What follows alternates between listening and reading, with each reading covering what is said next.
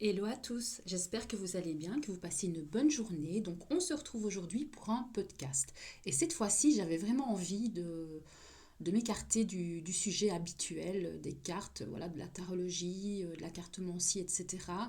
Parce que, il ne faut pas l'oublier, avant d'être tarologue, je suis aussi thérapeute, hein. Donc les trois quarts du temps, durant mes séances, euh, je pratique beaucoup d'échanges, de communication, donc de coaching, de travail thérapeutique avec les personnes, voilà, bien avant de faire des tirages, de, de voir un petit peu donc, ce qui va se passer pour la suite. Donc il y a beaucoup de travail comme ça, basé donc sur les problèmes quotidiens, donc sur ce que les gens rencontrent en général. Et c'est vrai qu'en général, 80%, à 80% du temps, les gens viennent pour des problèmes sentimentaux, voilà, des problèmes qui traitent de la thématique de l'amour, voilà, des sentiments, etc. Et ce sont bien souvent des gens qui galèrent, hein. Donc, je trouvais que c'était important de faire ce petit podcast. Enfin, ce petit podcast, à mon avis, va pas être petit. À mon avis, va être plutôt chargé parce que j'ai beaucoup de choses à dire par rapport à ça. Donc, je trouvais que c'était important de parler de cette thématique-là parce que donc cette vidéo que je suis en train de faire, donc elle va servir bien évidemment donc aux personnes qui sont suivies, voilà, qui sont suivies à mon cabinet. Voilà, je vais pouvoir utiliser cette vidéo comme outil pour ces personnes-là qui viennent me voir. Et en même temps, voilà, ça peut aussi vous servir à vous. Donc c'est un partage qui me tenait vraiment à cœur parce que moi aussi, donc dans ma vie de tous les jours, hein, donc dans ma vie privée, j'ai aussi, voilà, j'ai aussi donc des situations comme ça qui m'amènent à essayer de trouver des solutions, voilà, tester de nouvelles approches pour vraiment moi me permettre de progresser, d'avancer dans ma propre vie sentimentale. Et c'est vrai que voilà, donc j'ai un certain âge, hein, donc j'ai passé la quarantaine, j'ai 45 ans.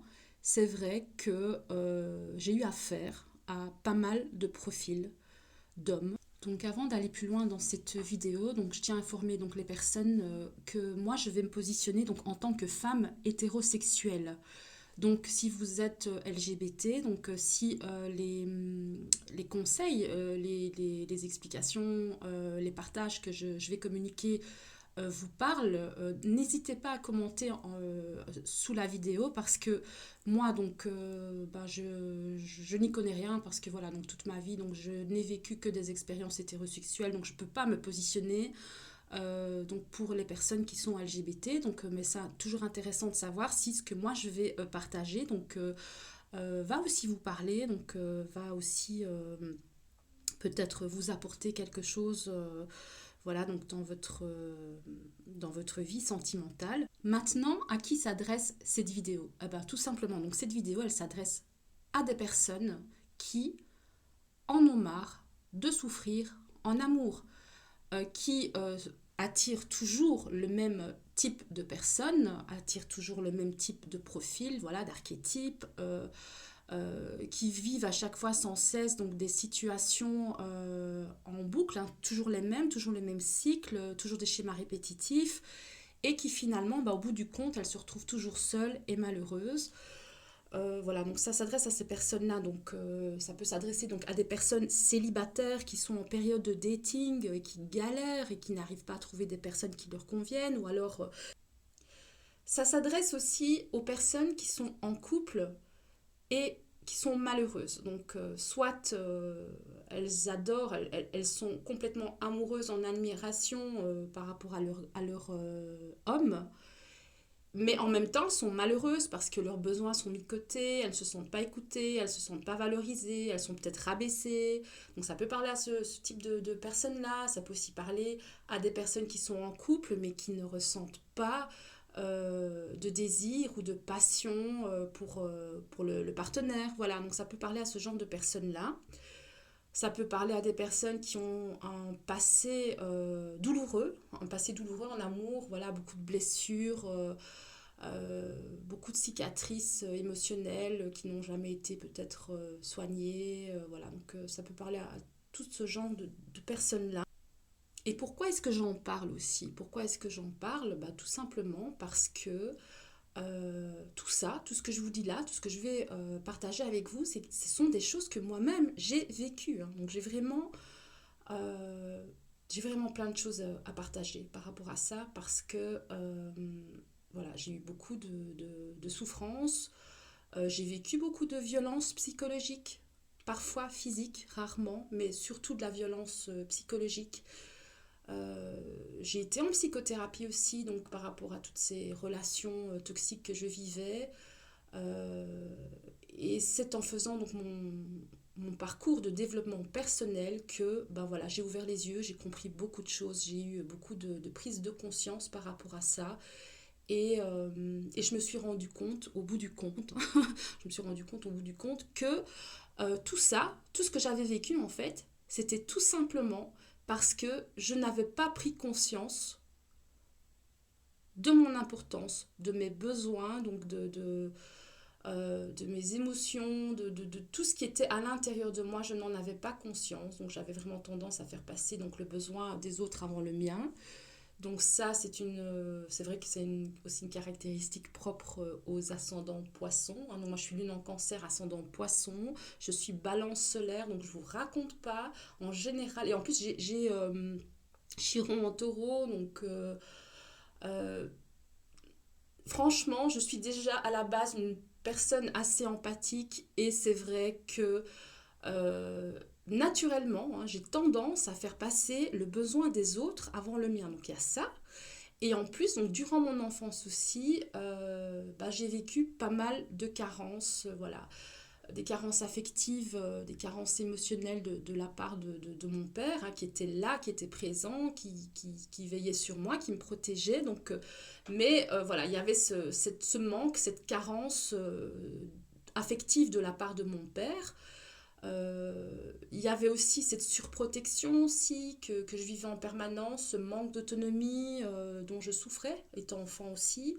Enfin, il y a eu plein de choses comme ça donc, qui ont eu lieu durant mon enfance, qui ont en fait créé des schémas à l'âge adulte, hein, donc dans ma vie sentimentale, qui ont fait que moi, tout naturellement, donc j'attirais à moi des personnes qui voyaient cette vulnérabilité en moi, qui voyaient donc cette possibilité de me manipuler, hein, donc, et qui en ont profité. Hein, donc voilà, donc moi, il m'a fallu des années, des années et des années, je dirais même, il m'a quasi fallu 30 ans hein, vraiment pour ouvrir les yeux, pour me dire, bon maintenant là ça suffit. Quoi. Donc je vous dis, j'ai eu franchement pas mal de profils différents de personnalités comme ça qui interagissaient avec moi de manière toxique. Donc, il y a de la matière, il y a matière à discuter. Et du coup, comme moi, donc, j'ai tendance à faire beaucoup de listes, hein, d'écrire sur papier, donc voilà, tout ce que je ne dois pas oublier, tout ce qui me vient en tête, toutes mes pensées, tous mes projets, etc. Donc je me suis dit, pourquoi est-ce que, pour améliorer ma vie amoureuse, donc la mienne et celle de mes consultants, pourquoi est-ce que je ne créerais pas un outil, donc en fonction de ce que j'ai l'habitude de faire, donc par exemple les to-do list, etc. Et je me suis dit, tiens, je vais me faire une dating list. Donc alors ça peut paraître amusant comme ça, la dating list, hein, c'est quoi? Donc c'est la liste de rendez-vous amoureux, on va dire. C'est tout simplement pour moi, en fait, faire un regroupement des critères, des valeurs, de tout ce que je trouve important donc dans une relation, donc vraiment le mettre sur papier. Et à chaque fois que je rencontre quelqu'un, que je regarde, donc en fait que je compare, donc est-ce que ce que je suis en train de vivre avec la personne correspond à mes valeurs, est-ce que ça correspond à ce que j'ai envie de vivre, est-ce que c'est ok pour moi, etc. Donc voilà, donc c'est un petit peu ça le but de la dating list. Mais donc cette liste en fait, forcément, donc elle va parler donc aux femmes hétérosexuelles, donc qui sont, comme je l'ai dit tout à l'heure, bah, célibataires ou malheureuses en couple. Mais ça peut aussi convenir à, voilà, aux personnes LGTB ou aux hommes. Il faut tout simplement faire donc une liste de vos valeurs, de vos critères et de vos souhaits, etc. Et donc adapter cette dating list à vos propres besoins. Ça peut paraître comme ça, donc pour certaines personnes, choquant ou ça peut être du n'importe quoi pour certaines personnes qui se disent que ben non, l'amour, ça doit être spontané, ça se calcule pas, ça se vit, et blablabla, et toutes ces choses-là. Ben écoutez, donc si vous pensez ça, ben c'est tout simplement que la vidéo, elle n'est pas pour vous. Parce que nous, voilà, on a cru aussi au monde des bisounours, et puis finalement, ben on s'est pris un mur. On s'est pris un mur dans la gueule, excusez-moi l'expression. On s'en est pas pris qu'un, on s'en est pris plusieurs et on en a marre. Donc voilà, ici on a vraiment envie d'avoir un outil concret pour se rendre compte de la situation, se rendre compte de ce que les personnes nous veulent, ouvrir les yeux, avancer et finalement bah, arriver au bout du compte à être heureux, quoi, à se sentir bien, à se sentir en sécurité, à se sentir épanoui, à se sentir en harmonie donc avec la personne avec qui voilà, on partage notre vie. Donc voilà. J'espère que mon message a été clair. Donc si vous vous sentez pas concerné ou si vous trouvez que ce que je dis ne correspond pas à votre perception de l'amour, ben, tout simplement vous appuyez sur stop et vous passez à autre chose. Hein. Donc voilà, on va donc si vous par contre ça vous parle et que vous avez envie d'en savoir plus, ben voilà, restez sur cette vidéo, sur ce podcast avec moi. On va continuer et on va parler donc de cette dating list, en quoi ça consiste exactement. Donc la dating list, c'est un recueil de 5 critères non négociables. C'est-à-dire que, un peu comme les 5 doigts d'une main, hein, on va dire, il faut que ces 5 critères soient remplis pour que la relation fonctionne. Je vais vous citer ces 5 critères et après on va vraiment aller en profondeur dans chaque critère. Alors, n'hésitez pas à noter ce que je vous dis parce que vous allez pouvoir donc y retourner plusieurs fois. Vous allez pouvoir vous créer votre propre dating list et à chaque fois donc, que vous aurez donc une nouvelle rencontre, vous pourrez donc checker votre liste et, et vous pouvez aussi vous amuser. Donc ça c'est très très intéressant aussi à comparer donc cette dating list par rapport à vos ex. Voilà. C'est-à-dire que avec tous les ex que vous avez eus, vous pouvez vous amuser à regarder donc si chacun correspondait aux critères de votre dating list. Avant que je ne passe à l'énumération des critères, donc c'est important que vous puissiez donc faire un bond dans le passé, donc c'est-à-dire analyser donc toutes vos relations passées, quels ont été les problèmes que vous avez rencontrés avec vos ex, qu'est-ce que vous avez apprécié chez vos ex, qu'est-ce qui vous a rendu heureux, qu'est-ce qui vous a rendu malheureux, etc. Donc vraiment faire un petit topo pour essayer de rien oublier, donc toutes les expériences positives, négatives passées, avec donc des partenaires ou des potentiels partenaires, voilà, des expériences comme ça vécues avec des personnes avec qui vous avez partagé votre vie ou pas, ou des crushs. Ça peut aussi être des crushs, des personnes sur qui, par exemple, vous avez fantasmé ou des relations un peu ambiguës que vous avez vécues, des aventures, etc. Tout ce qui a trait à l'amour. Donc faites vraiment un tri par rapport à ça, donc le bon et le mauvais. Et ensuite, vous serez prêt donc, pour préparer votre outil. Alors, cet outil-là peut aussi être très très utile quand vous êtes sur les applications de rencontres. Évidemment, vous n'allez pas avoir les réponses tout de suite donc pour compléter les critères, mais ça va vraiment vous permettre de faire un grand tri sur les applications de rencontres. Alors, les critères. Donc, Il y en a 5, donc je vais d'abord les énumérer. Donc en premier lieu, vous avez donc le critère physique, donc le physique en premier lieu. En deuxième lieu, vous avez le sexe. En troisième, vous avez les valeurs. En quatrième, vous avez la situation. Et en cinquième, vous avez la communication. Donc on peut considérer ces critères comme des cases, comme des paniers, on va dire. Et donc dans chaque panier, en fait, vous allez mettre tous les petits détails voilà, qui correspondent à ce que vous recherchez, voilà, à tout ce qui vous parle et à tout ce qui est nécessaire, à tout ce qui est indispensable pour vous, pour que de votre côté, la relation fonctionne. Alors dans le premier panier, on va dire, on va parler de panier, hein, vous avez donc le physique. Alors, il y en a beaucoup qui vont se dire ah mais oui, mais moi, le physique, c'est pas important, voilà, c'est la beauté intérieure qui compte. Euh, bon, il faut vous imaginer que si vous cherchez l'amour, hein, je m'adresse vraiment donc, dans ce podcast à des personnes qui cherchent l'amour et qui cherchent du long terme, hein, donc ça, je ne l'ai pas précisé au début, mais pour moi, voilà, donc c'est un podcast qui vraiment s'adresse à des personnes qui veulent du long terme et pas des relations d'un soir, des relations éphémères, etc. Alors, il faut savoir que le physique, ça compte. Le physique compte. Que vous le vouliez ou pas, ça compte. Vous devez vous imaginer que la personne que vous souhaitez dans votre vie, en fait,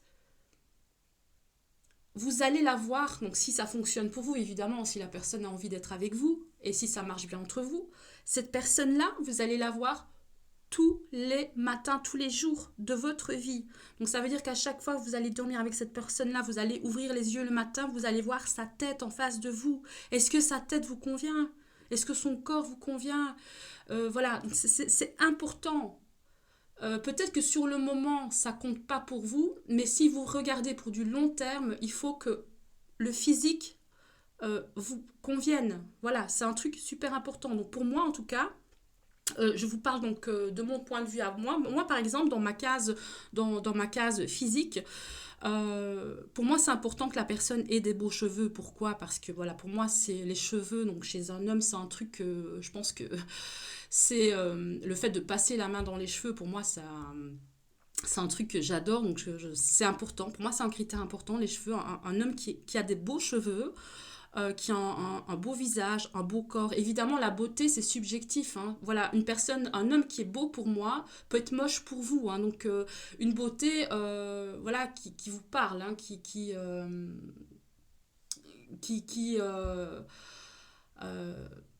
qui correspondent à vos critères de beauté, hein, j'ai envie de dire. Voilà, donc pour moi, c'est important. Donc, dans le physique, donc les beaux cheveux, un beau visage, un beau corps, et la taille aussi, c'est important, parce que ça m'est déjà arrivé d'être en couple avec une personne qui, bon, n'avait pas une taille particulièrement grande et je passais donc mon temps, je ne veux pas dire que je passais mon temps, mais souvent, des fois, quand je la regardais, je me disais, ah, c'est dommage qu'elle n'ait pas 2 centimètres de plus, c'est dommage qu'elle n'ait pas 5 centimètres de plus. Donc, vous ne pouvez pas passer votre vie à regarder votre partenaire en disant, ah, bah, c'est dommage qu'il n'est pas un peu plus grand, qu'il n'est pas. Enfin, ça va pas. Donc, autant y aller direct, quoi.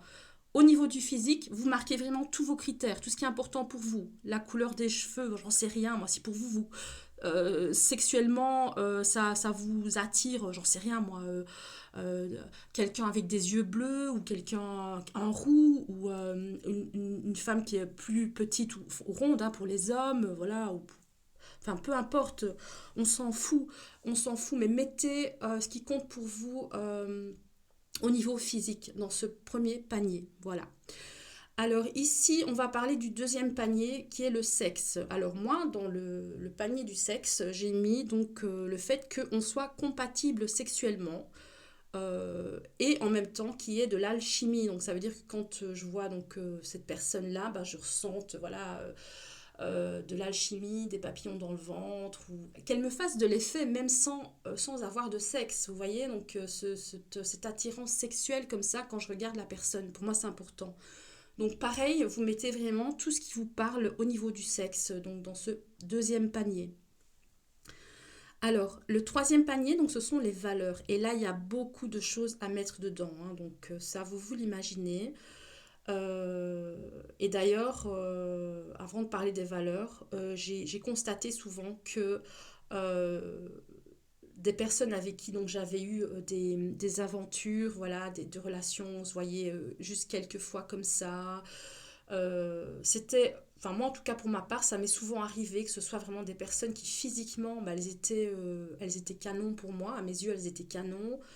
Elles avaient beaucoup de sexe à pile, donc moi vraiment au niveau sexuel c'était voilà, c'était fort alchimique, etc. Le sexe et le physique ça passait bien. Mais au niveau des valeurs, c'était zéro. Au niveau de la situation, c'était zéro. Au niveau de la communication, c'était zéro. Voilà. Donc, et du coup, quand on regarde cet outil-là, on se dit, bah mince, en fait, cette personne-là, sur mes critères, voilà, elle est à 2 sur 5 quoi. Donc ça veut dire que ce qu'elle m'apporte, c'est son physique et le côté sexuel, et puis le reste enfin, qui est tout aussi important, et voire des fois même plus important, qui doit passer avant. Enfin, qui doit passer avant. On dit toujours que. Enfin, pour moi, le physique, c'est le premier filtre, hein. Si le physique il passe pas, on passe pas au suivant. Mais bon, voilà. Donc, bah, écoutez, je vais arrêter de m'éparpiller et je vais revenir donc du coup au panier des valeurs. Alors pour moi, donc dans mon panier des valeurs, j'ai mis bah, une différence d'âge raisonnable. C'est-à-dire que c'est bien beau quand on vit une histoire avec quelqu'un qui a 15 ans de moins ou 15 ans de plus. Donc, moi, en tout cas, j'ai vécu les deux. Donc, j'ai été avec quelqu'un de beaucoup plus vieux, qui n'arrêtait pas de me dire que j'étais trop jeune et trop belle pour lui. Donc ça c'est vrai que c'est un petit peu gâché un peu la relation. Et j'étais aussi ben, avec des personnes qui étaient beaucoup plus jeunes que moi, trop jeunes même. Et du coup, je me suis dit que ben, il n'y avait pas d'avenir avec cette personne-là. Donc du coup, ça gâchait. Donc autant vous choisir quelqu'un avec qui l'âge ne posera pas problème, donc pour du long terme, hein. Alors, j'ai aussi parlé du thème astral parce que moi, donc, je suis passionnée d'astrologie, mais pour vous, si ça vous parle pas, bah voilà, ne regardez pas ça, donc c'est vraiment totalement optionnel. Mais pour moi, ça compte, donc je l'ai mis. Donc un thème astral compatible, voilà. Donc ensuite, j'ai aussi mis donc dans le panier des valeurs la culture, une culture compatible. C'est-à-dire que au niveau culturel, au niveau de la religion, au niveau de la politique, au niveau de plein de choses comme ça, faut pas qu'il y ait comment je veux dire, faut pas qu'il y ait des contradictions par rapport à ça, parce que si au début ben ça va pas vous poser problème, ben, à la longue si quoi, à la longue vous allez peut-être en avoir marre, etc. Donc j'en sais rien moi, mais si par exemple vous êtes avec quelqu'un qui n'arrête pas de parler de Dieu dans les sujets de conversation, ou si vous êtes à fond dans le spirituel mais l'autre elle n'est pas du tout dans le spirituel, ou si l'autre est à fond dans le militantisme, dans la politique, et vous n'y comprenez rien, donc ça voilà, ça risque de poser problème. Donc voilà, il y a plein de choses comme ça. Il y en a plein, donc je ne peux pas toutes les énumérer, mais encore un exemple, hein. Donc par exemple, si vous avez donc une entreprise ou un projet, ou par exemple comme moi, vous avez une chaîne YouTube, vous avez envie d'évoluer, de créer, etc. Et que l'autre personne s'en fout royalement, ou alors qu'elle ne vous encourage jamais, elle ne vous valorise pas par rapport à ça, elle n'en parle jamais. Donc ça risque aussi à la longue de gâcher votre relation, hein. Donc voilà, donc ça c'était le petit point culture, voilà, politique, religion et compagnie, hein. Donc voilà, il faut être un petit peu sur la même longueur d'onde, hein, j'ai envie de dire. Alors ensuite, moi j'ai mis donc dans ma case, dans mon panier des valeurs, j'ai mis le feeling, donc le bon feeling. Un bon feeling, c'est quand on se dit que on sent que ça va aller. Il y a une petite voix en nous qui se dit je pense que ça va aller, je pense que cette personne-là est bonne pour moi. Parce que inversement, donc, il peut y avoir le mauvais feeling. Donc quand vous avez une petite voix à l'intérieur de vous qui vous dit il y a un problème, il y a un truc qui cloche. Dans des situations par exemple où à la surface ça paraît clair comme de l'eau de roche, que ça paraît normal, ça paraît bien, mais que sous la surface vous sentez qu'il y a quelque chose qui ne va pas. Donc il faut dans cette relation que vous ayez un bon feeling.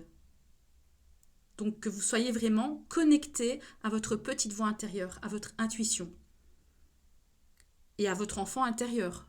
Donc c'est-à-dire que quand vous êtes avec cette personne-là, si par exemple vous ressentez dans votre corps un mal de ventre ou des palpitations ou une angoisse qui vous vient comme ça, c'est un red flag. Donc ça veut dire qu'il n'y a pas de bon feeling. C'est votre corps qui essaie de vous dire il y a un problème. Donc voilà, faites bien attention à ça. Ensuite, vous avez donc le climat de confiance. Le climat de confiance, c'est quoi? C'est le fait de se sentir, par exemple, accepté quand vous êtes avec cette personne-là. Est-ce qu'elle vous accepte, vous, physiquement, intérieurement? Est-ce qu'elle a conscience de qui vous êtes réellement à l'intérieur de vous? Est-ce qu'elle est OK avec ça? Est-ce qu'elle vous accepte? Est-ce qu'elle accepte votre personnalité, votre caractère, votre physique? Est-ce qu'elle accepte par exemple vos désirs, vos projets, vos envies, ce que vous faites dans la vie, etc. Est-ce que vous vous sentez accepté? Et est-ce que vous vous sentez aussi en sécurité avec cette personne-là? Parce que, inversement, si vous ressentez une sensation de peur, une sensation d'angoisse avec la personne, ça ne va pas aller. Si vous avez l'impression que vous êtes dans une situation de danger et que cette personne-là, vous ressentez qu'elle ne va pas vous protéger, qu'elle va vous laisser là affronter le danger seul, donc ça va pas, c'est pas bon signe non plus. Donc, avoir un climat de confiance, se sentir accepté, se sentir en sécurité. Ensuite, il y a aussi l'humour dans le panier des valeurs. Pour moi, j'ai mis l'humour parce que pour moi, c'est important. Je ne pourrais pas être avec quelqu'un qui n'a pas d'humour ou d'autodérision ou voilà, faire des petites blagues pour un peu dédramatiser donc les soucis du quotidien, etc. Donc, toutes ces choses-là, pour moi, ça compte aussi. Donc, évidemment, c'est optionnel, mais bon, voilà. Moi, je l'ai mis. Ensuite, vous avez donc le respect. Alors là, le respect, il n'y a pas à dire, quoi. C'est la base. Le respect, c'est la base. Se sentir respecté, que ce soit en parole, se sentir respecté dans les actes. Euh, voilà, il n'y a pas de matière à discuter avec ça, avec le respect. Donc, la personne ne peut pas vous rabaisser. Elle ne peut pas se moquer de vous, elle ne peut pas vous humilier en public, voyez, tout ce genre de choses. Elle ne peut pas vous rabaisser pour elle se sentir importante ou se sentir jalouse de votre succès, etc. Donc être méchant avec vous à cause de ça, donc voilà. Il y a cette notion de respect qui est super, méga importante dans ce panier des valeurs. Une personne qui vous ment, qui vous critique dès que vous avez le dos tourné, qui, dès qu'il y a un conflit, une dispute, elle va en parler à toute sa bande de potes au lieu d'en parler avec vous. Et c'est un manque total de respect. Donc voilà, il y a plein comme ça d'exemples. On pourrait en parler pendant des heures. Donc, mais on va s'arrêter ici, sinon on n'est pas sorti de ce podcast.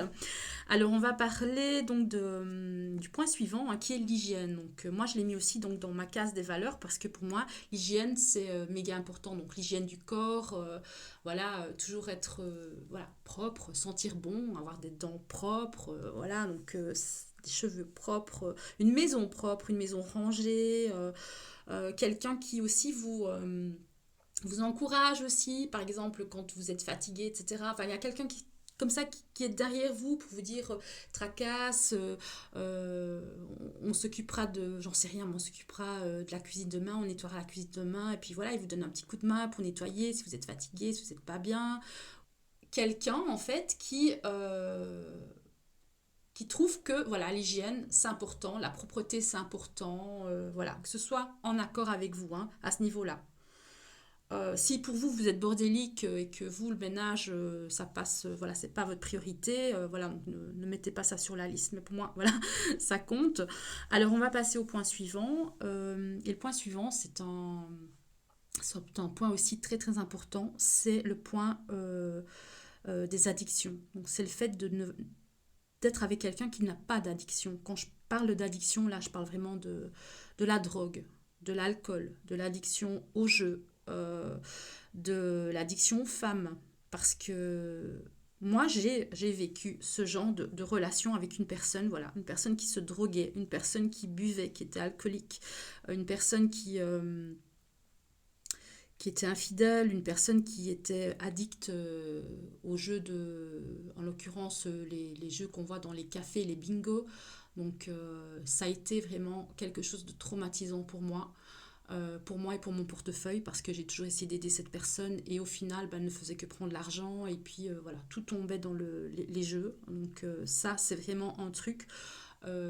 Heureusement pour moi, je m'en suis sortie, hein, donc avec cette personne-là, donc ça s'est terminé. J'y ai laissé quelques plumes d'ailleurs. Mais voilà, donc si vous voyez que la personne, elle a une addiction, vraiment, fuyez. Fuyez. Parce que c'est soit vous qui fuyez, ou soit vous qui allez jouer à l'infirmière, à la psychologue, à la maman, euh, à tout, sauf à la femme de sa vie. Parce que voilà, la personne, elle va vraiment se raccrocher à vous, elle va vous utiliser. Et bien souvent, donc les personnes qui ont des addictions, bah, elles sont centrées sur elles-mêmes, sur leurs problèmes. Donc elles ne vous considèrent pas vraiment à 100%. Donc voilà, faites bien attention à ça. Donc, il faut vraiment avoir les reins solides, être vraiment bien accroché pour vivre ce genre de relation. Mais si vous sentez que vous n'en avez pas donc la capacité, vraiment fuyez quoi. Alors, oui, donc au niveau des addictions aussi, bah, il y a par exemple le tabac. Si vous vous supportez pas la fumée de cigarette et que la personne elle fume, ben, laissez tomber, quoi. Voilà, n'y allez pas, tout simplement. Voilà, donc c'est vous, hein, donc vous mettez donc vos critères hein, donc, dans ce panier. Hein. Alors ensuite, il y a l'exclusivité, la fidélité, la valorisation du couple. Être avec quelqu'un qui ne se cache pas du couple, quelqu'un qui ne vous cache pas sur les réseaux sociaux. Je ne dis pas qu'il faut s'afficher donc sur les réseaux sociaux, c'est pas ça que je dis. Mais vous devez sentir que cette personne ne cache pas votre union. Il faut que ce soit clair, il faut que la personne, elle vous ait dit clairement qu'elle veut être en couple avec vous. Et si elle vous dit clairement, elle vous fait comprendre qu'elle ne veut pas être en couple avec vous, fuyez, fuyez, laissez tomber. Si vous, ce que vous cherchez, c'est une relation de couple, fuyez.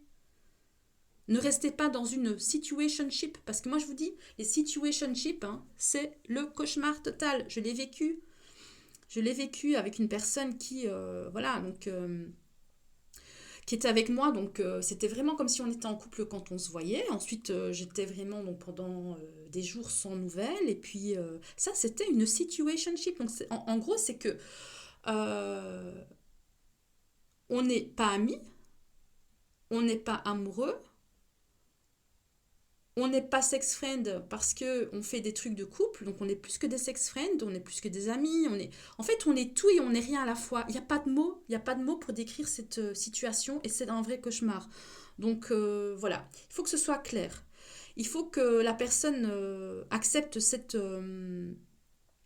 notion d'exclusivité, cette notion de fidélité et qu'elle valorise votre couple, qu'elle montre par ses actes, par ses gestes, par ses mots, que votre union, votre couple est important et qu'elle est contente d'être avec vous, voilà, donc elle vous valorise, qu'elle valorise ce que vous vivez aux yeux du monde. Alors, si vous voyez que c'est pas clair, si vous voyez que la personne elle ne met pas de mots après quelques semaines de relation, elle ne met pas de mots sur votre lien, qu'elle ne sait pas ce qu'elle veut, etc., fuyez. Barrez-vous, barrez-vous tout simplement. Parce que après quelques semaines, elle est en mesure de dire si elle veut une histoire de cœur avec vous ou si elle veut une histoire de fesses. Voilà, elle le sait. Elle est obligée de vous le dire. Vous ne pouvez pas faire autrement. Vous devez savoir. On ne reste pas des mois avec une personne sans savoir ce qui se passe. Ça, c'est pas possible. Et je vous le dis parce que je l'ai vécu et que je ne veux plus jamais le revivre et que je ne veux pas non plus que ça vous arrive. Ou en tout cas, je veux que ça ne vous arrive plus. Ensuite, il y a cette notion de savoir venir en aide. C'est-à-dire que la personne d'elle-même Elle aura envie de vous aider. Elle aura envie de vous soutenir moralement, émotionnellement, physiquement. C'est-à-dire que si vous êtes malade, est-ce que cette personne d'elle-même ira, par exemple, à la pharmacie, vous chercher des médicaments? Est-ce que si vous avez l'évier bouché dans votre cuisine, est-ce que elle, d'elle-même, elle va venir essayer de résoudre le problème? Si vous êtes en train de repeindre votre maison, si vous avez du jardinage ou des travaux qui sont trop lourds ou trop compliqués pour vous, est-ce qu'elle va prendre la relève? Est-ce qu'elle va venir vous aider d'elle-même? Est-ce qu'elle va s'en inquiéter? Est-ce qu'elle va vous demander si vous n'avez pas besoin d'aide? Donc peu importe que vous ayez un problème émotionnel ou matériel, que ce soit un problème d'argent, que ce soit un problème dans votre maison ou pour des travaux que vous êtes en train de faire, peu importe, est-ce qu'elle va proposer son aide? C'est extrêmement important. Donc voilà, ça referme vraiment donc, le panier des valeurs. Donc comme je le dis, hein, comme je l'ai dit pour les autres points, donc n'hésitez pas à adapter, à customiser donc, cette dating list. Ensuite, on passe au quatrième panier, donc le panier de la situation. Et là encore, je dis que c'est non négligeable parce que à court terme, ça peut être OK pour vous, mais à long terme, ça va poser de gros problèmes. Donc, moi, par exemple, dans mon panier de situation, alors j'ai mis le fait de faire attention aux animaux. Donc, c'est-à-dire que moi, par exemple, dans mon cas personnel, j'ai 2 chats et que je ne souhaite pas avoir un partenaire qui a par exemple des chiens ou qui a des animaux, que ça doit être conséquent pour, par exemple, si il vient chez moi ou moi je dois aller chez lui, enfin en tout cas si ça ne matche pas au niveau des animaux, pour moi donc ça va pas aller. Donc je fais attention à ce critère-là, à ce point-là. Ensuite, il y a aussi le critère des enfants. Donc, moi, par exemple, j'ai des enfants qui sont déjà adultes, mais par exemple, moi, dans mon cas, si la personne a un enfant, bah, ça va. Si elle en a 2 ou 3 ou 4, je ne suis pas sûre de pouvoir, à long terme, pouvoir gérer parce que, vu mes antécédents, donc c'est-à-dire que moi, dans mon passé, par exemple, j'ai eu un partenaire qui avait des soucis avec son enfant. C'est vrai que moi, bon, je me suis beaucoup occupée de son enfant. Il y avait aussi des problèmes, voilà, donc il y avait des problèmes un peu avec de justice, hein, avec la maman de l'enfant. Ça a été très compliqué, voilà, ça a été très compliqué à vivre. Ça a beaucoup impacté notre relation. Moi, en fait, j'ai fait tout mon possible, donc je me suis vraiment occupée de l'enfant comme si c'était mon enfant à moi. Et résultat des courses, ben, quand ça s'est terminé, ben voilà, je n'ai plus de contact avec l'enfant, forcément. Et ça a été très, très, très douloureux à vivre. Parce que non seulement vous traversez le deuil donc, de la relation, mais en plus, vous faites aussi le deuil de ne plus voir l'enfant. Voilà, donc c'est très douloureux. C'est un double deuil, j'ai envie de dire. Donc il faut faire attention à ça. Il faut faire attention aussi, le partenaire n'a pas de soucis importants, voilà, des soucis par exemple de justice, de garde, etc. avec l'autre parent. Il faut faire attention à ça. Ou s'il y a beaucoup trop d'enfants et que vous pensez que vous n'allez pas à terme gérer, que ça va être compliqué pour vous, voilà. Faites attention aussi à ça. C'est important. Si pour vous, ben, vous préférez un partenaire sans enfant, notez-le. Notez-le, c'est important. Et ici, on n'est pas pour juger les gens. Donc, c'est un outil qui doit être vraiment customisé. Donc, vous le faites à votre sauce. Hein, donc, que vous préfériez donc, une personne sans enfant avec 1 ou 2 enfants maximum. Voilà, vous mettez vraiment ce que vous souhaitez. Alors, ensuite vient le point du travail.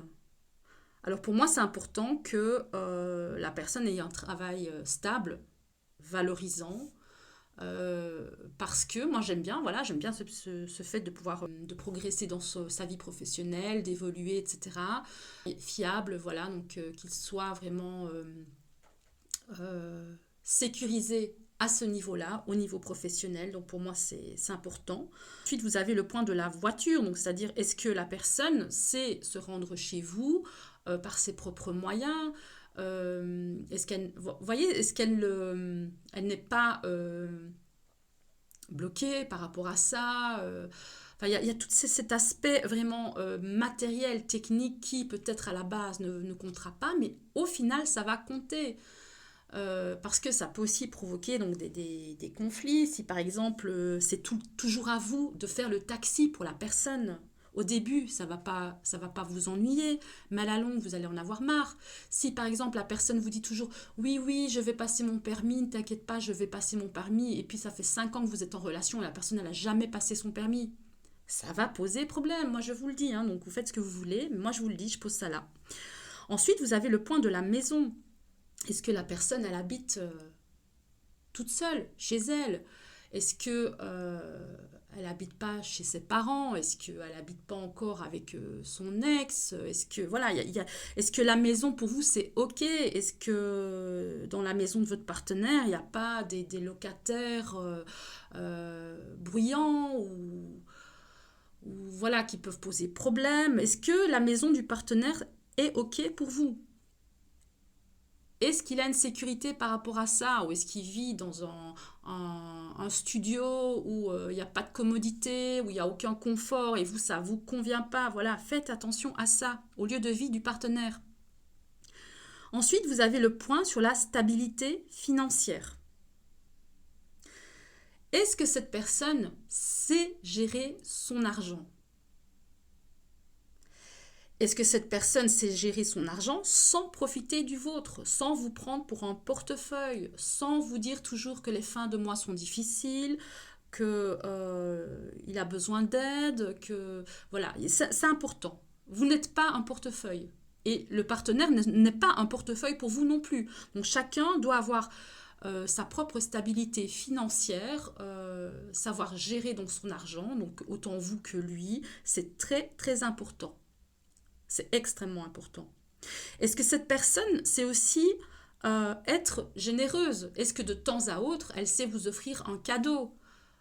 Que ce soit pour les grandes occasions ou faire un geste vers vous. Si par exemple vous partez 2 jours quelque part, est-ce qu'elle va vous acheter un petit souvenir?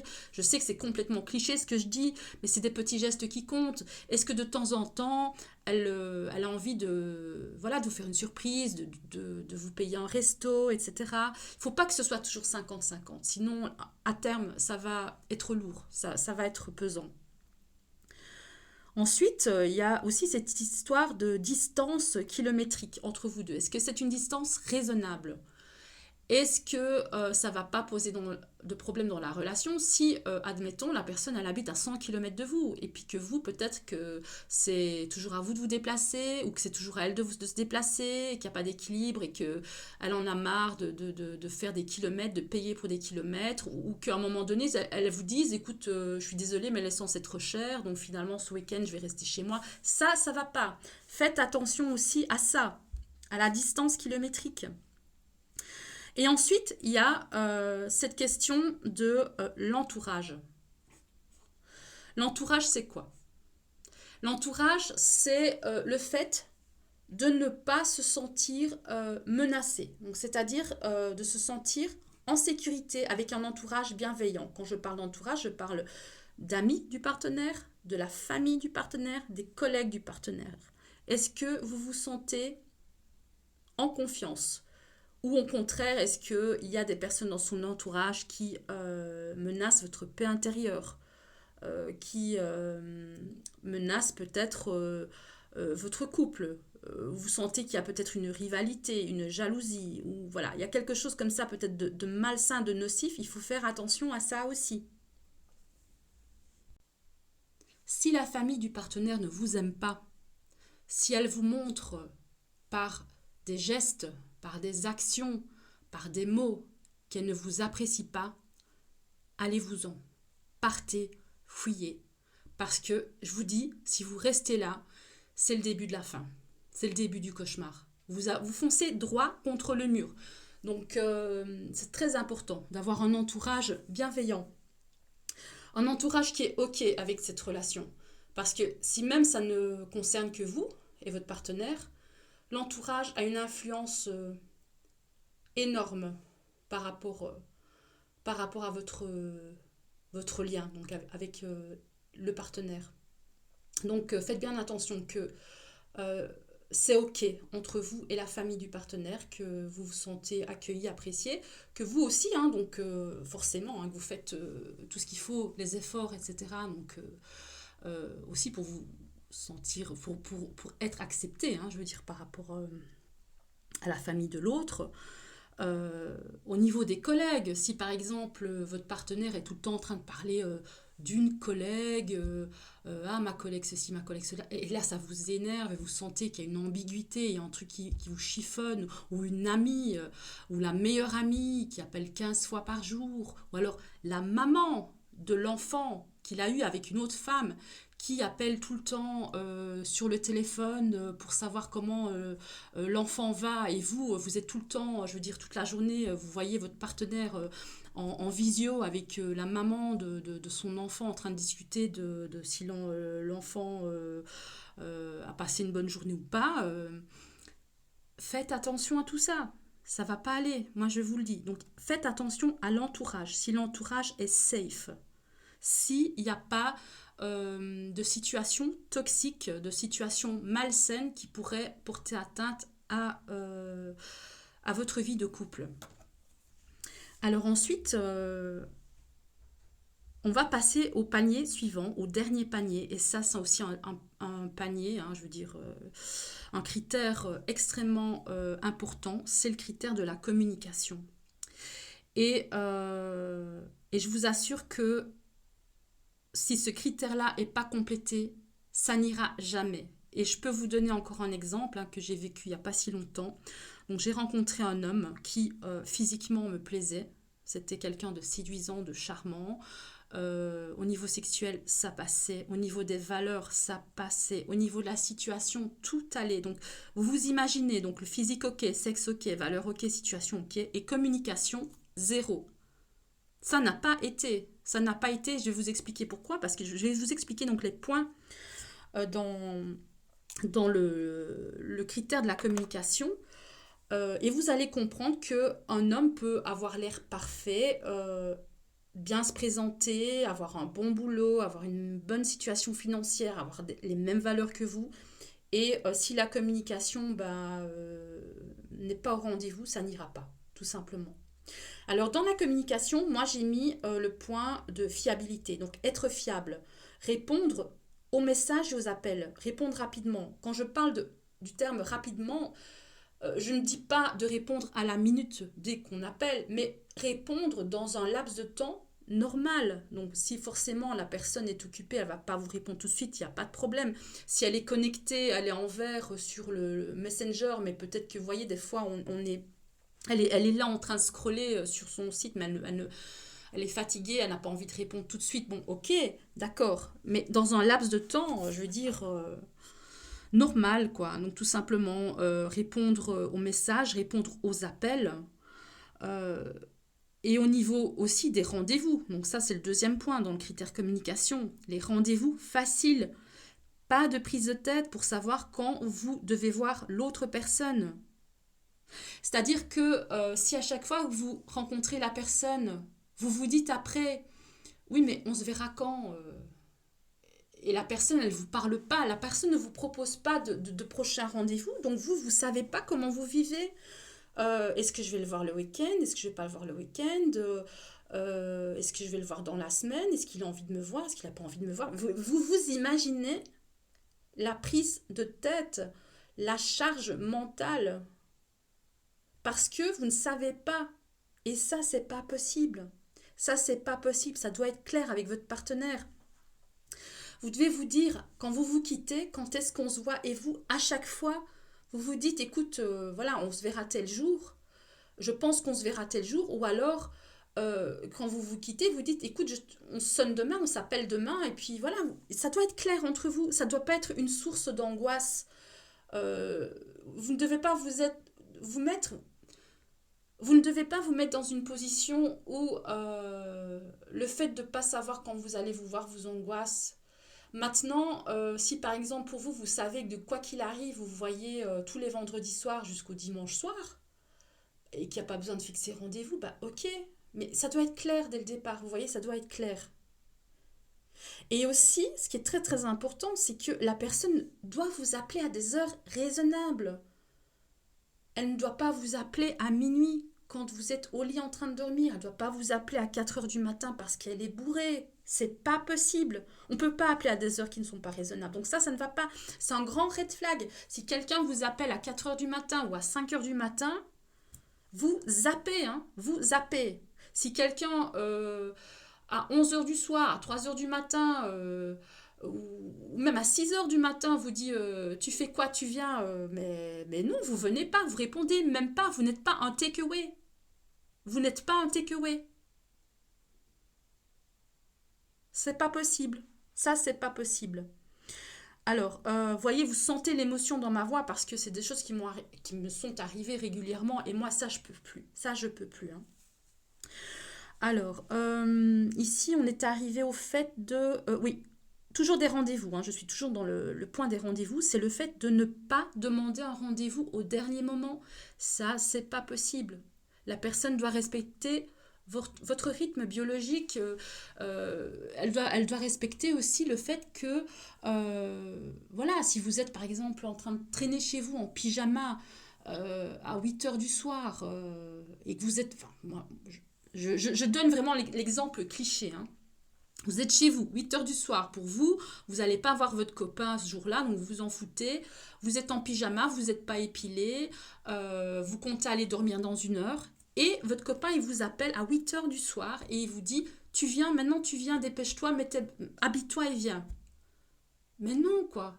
Vous imaginez, vous avez passé votre journée de travail, vous êtes crevé, et après, vous devez passer dans la salle de bain pendant 1 heure pour vous refaire biche, pour essayer de plaire à l'autre, pour vous épiler, vous vous apprêter, mettre vos beaux vêtements, etc.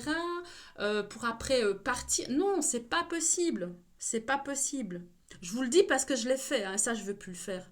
Parce que vous faites ça quelques fois, mais après c'est plus possible, quoi. Non, la personne doit respecter que si c'était pas prévu de vous voir, elle vous verra pas ce jour-là, ou alors sauf cas extrêmement urgent, voilà, cas important, la personne elle vient de vivre un truc où elle est vraiment mal, elle a besoin de vous, etc. Ok. Mais si c'est juste pour satisfaire son besoin personnel, non, vous n'êtes pas à sa disposition, quoi. Là, ça c'est catégoriquement en non. Alors, après le point du rendez-vous, on passe ici au point de la dispute. Alors c'est extrêmement important dans ce panier-là de communication que la personne puisse revenir d'elle-même après une dispute. Quand je dis la personne, je parle aussi de vous, hein, des deux côtés. Chacun doit pouvoir revenir après une dispute, après un différend, après une différence d'opinion, voilà. La personne doit pouvoir revenir après la dispute. Il ne faut pas toujours que ce soit toujours la même. Il ne faut pas toujours que ce soit vous qui revenez après la dispute. Donc ça, faites bien attention à ça. Alors le point suivant, c'est le fait de savoir se remettre en question et de demander pardon, de savoir s'excuser. Et évidemment, ça doit aller dans les deux sens, autant vous que le partenaire. Donc regardez si cette personne est capable d'entendre quand il y a quelque chose qui ne va pas. Est-ce qu'elle sait se remettre en question? Est-ce qu'elle sait faire des efforts pour s'améliorer? Est-ce qu'elle sait faire des efforts pour les choses qui comptent pour vous? Est-ce qu'elle sait, elle sait dire je m'excuse, je t'ai blessé, désolé, je vais essayer que ça ne se reproduise pas, etc. etc. Est-ce qu'elle sait le dire?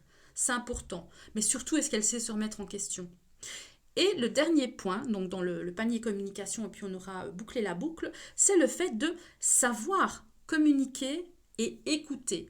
Quand je parle du fait de savoir communiquer, c'est pouvoir parler sans s'énerver, sans crier, sans être insultant, sans dénigrer, être arrogant, rabaisser l'autre. Savoir parler, dire les choses, s'exprimer sans que ce soit agressif ou blessant pour l'autre. Et aussi le fait de savoir écouter, vous écouter. Ça veut dire que si vous, il y a quelque chose qui ne va pas, ou si vous, il y a quelque chose qui va et vous avez envie de le partager, si vous avez envie de parler, est-ce qu'elle prend le temps de vous écouter, mais est-ce qu'elle vous écoute vraiment? est-ce qu'elle vous entend? C'est-à-dire que est-ce qu'elle prend en compte ce que vous avez à dire? Et est-ce qu'après ça, elle est capable d'argumenter ou de répondre à ça? Ou voilà, est-ce qu'elle est capable de vous donner un retour par rapport à ça? Pour qu'il puisse y avoir vraiment un échange constructif entre vous. C'est méga important. Donc voilà, moi j'ai un petit peu donc fait un peu comme ça, donc un recueil donc de critères, hein, donc de cette dating list, de cet outil. Je vais vite les repasser en revue hein, parce que c'est vrai qu'on s'est fort éparpillé dans chaque point de chaque critère. Mais je vais vite les repasser en revue, comme ça, si vous avez envie de recopier, donc ce sera plus simple pour vous. Donc voilà, ici on avait donc en premier critère le physique, hein, donc par exemple beaux cheveux, beau visage, beau corps, la taille. Hein. Ensuite, vous avez donc le critère du sexe, la compatibilité, l'alchimie. Ensuite, vous avez le critère des valeurs, donc le troisième critère, donc la différence d'âge raisonnable, le thème astral compatible, entre parenthèses optionnel. Vous avez donc la culture compatible, vous avez le bon feeling, le climat de confiance, est-ce que je me sens acceptée en étant moi-même, est-ce que je me sens en sécurité.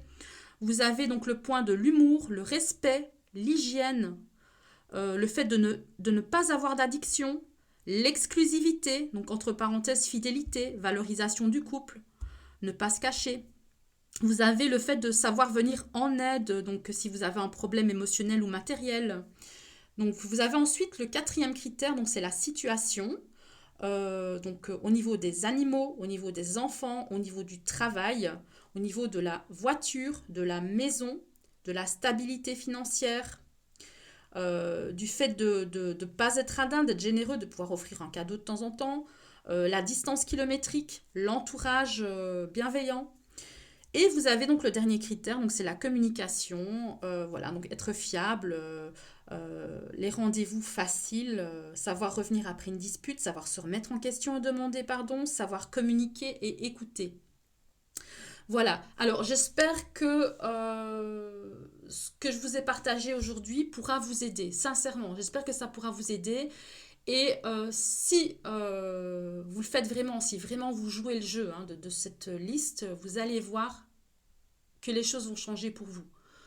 Donc c'est-à-dire que à chaque fois qu'une personne va venir vers vous et que vous allez mettre ça sur papier, mais vous verrez clairement ce que la personne peut vous apporter concrètement ou pas.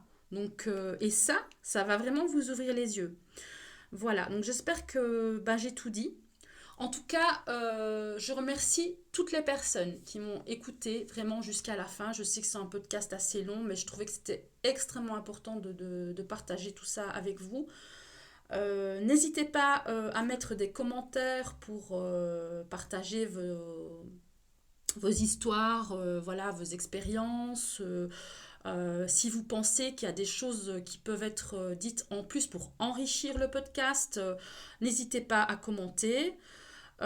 Évidemment, comme je l'ai dit tout à l'heure, donc si ça vous trouvez ça complètement absurde et pas du tout dans votre vision de l'amour, ne commentez pas. De toute façon, tout ce qui va être, je veux dire,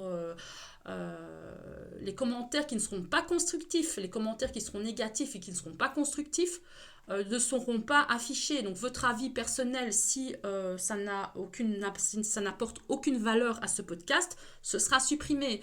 Donc voilà, faites preuve de bienveillance, faites preuve de non-jugement. Voilà, donc moi j'ai terminé avec vous. Voilà, je pense que j'ai tout dit. Alors, si vous avez apprécié ce podcast, n'hésitez pas aussi à mettre un like, à partager la vidéo, à partager ce podcast aux personnes qui pourraient en avoir donc l'utilité, hein, aux personnes qui pourraient en avoir besoin. N'hésitez pas à le partager. Si vous souhaitez aussi, donc, comme d'habitude, avoir une guidance avec moi, une séance de tarologie avec moi ou une séance de coaching, n'hésitez pas non plus à me contacter. Hein. Vous avez aussi donc l'agenda en ligne pour prendre des rendez-vous en ligne. Vous avez toutes les informations sur mon site internet, hein. Vous pouvez trouver donc l'adresse du site en bio de cette chaîne YouTube. Voilà, donc moi j'ai terminé, je vous fais plein de bisous et puis on se retrouve à très bientôt. Bonne journée tout le monde!